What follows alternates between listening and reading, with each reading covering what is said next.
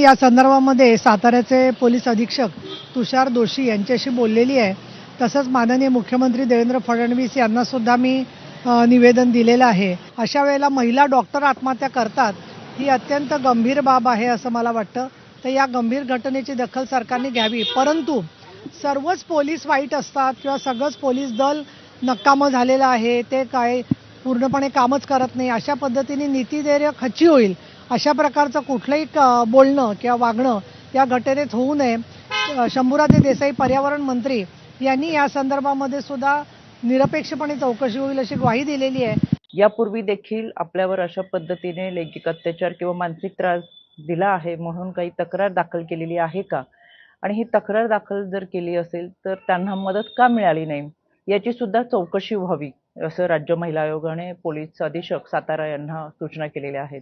एकंदर या संपूर्ण घटनेचा तपास होत असताना यामध्ये संबंधित डॉक्टरांचे शव हे विच्छेदनासाठी रुग्णालयामध्ये हलवण्यात आलेले आहे। यामध्ये आरोपींवरती कठोर कारवाई व्हावी, यामध्ये कोणीही आरोपी असू देत त्याची गय केली जाणार नाही। सुसाईड नोट देखील त्या ठिकाणी आढळून आले, ज्याच्यामध्ये 2 कर्मचाऱ्यांची नावं देखील लिहून ठेवण्यात आलेले आहे। या संदर्भानं सखोल चौकशी पोलीस विभागाच्या वतीनं सुरू करण्यात आलेली असून जे कोणी दोषी आढळतील त्यांच्यावरती कठोरातली कठोर कारवाई करण्यात येईल। साताऱ्याचे पोलीस अधीक्षक यांच्याशी माझं बोलणं झालं असून त्यांना तातडीनं गुन्हे दाखल करून घेण्याच्या सूचना त्या ठिकाणी देण्यात आलेल्या आहे। पोलिसांनी देखील आपल्या कारवाई त्या ठिकाणी सुरू केलेली आहे। त्या ठिकाणी जे कोणी दोषी आढळतील त्यांच्यावर निश्चितपणे आपण कार्यवाही करू।